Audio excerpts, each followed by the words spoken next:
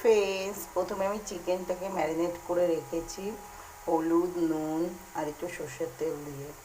এখানে আমি টমেটো নিয়েছি, পেঁয়াজ, আদা, রসুন আর ক্যাপসিকাম নিয়েছি, আলু নিয়েছি। তেল দিয়ে আলুটা ভাজবো আর ক্যাপসিকামটা ভাজবো। হলুদ নুন দিয়ে আলুটাকে নেড়ে নিলাম, ভাজা ভাজা হবে। ক্যাপসিকামটা ভাজা ভাজা হচ্ছে। ফ্রেন্ডস, ভাজা হয়ে গেছে দুটো।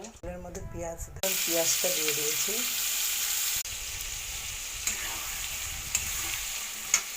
আমি আদা রসুনটা দিয়ে দিলাম।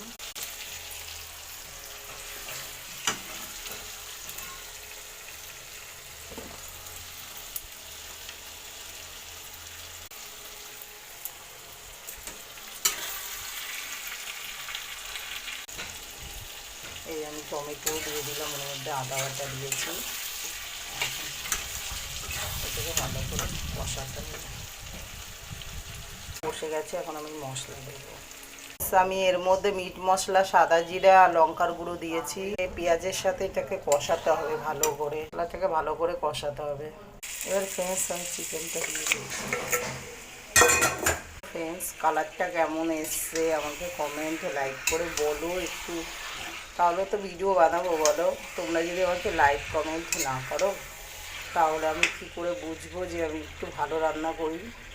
আমার তো মনে হচ্ছে আমি খারাপই রান্না করি। তোমরা কেউ আমাকে লাইক কমেন্ট দিচ্ছ না ফ্রেন্ডস।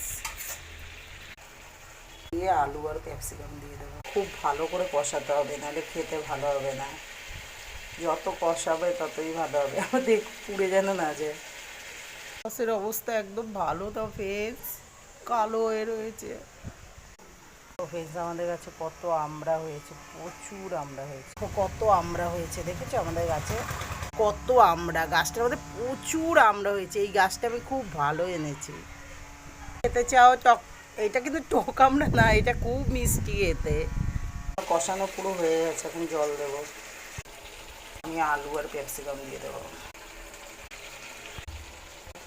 চিকেনটা হয়ে গেছে ফ্রেন্ডস, পুরো কষা কষা।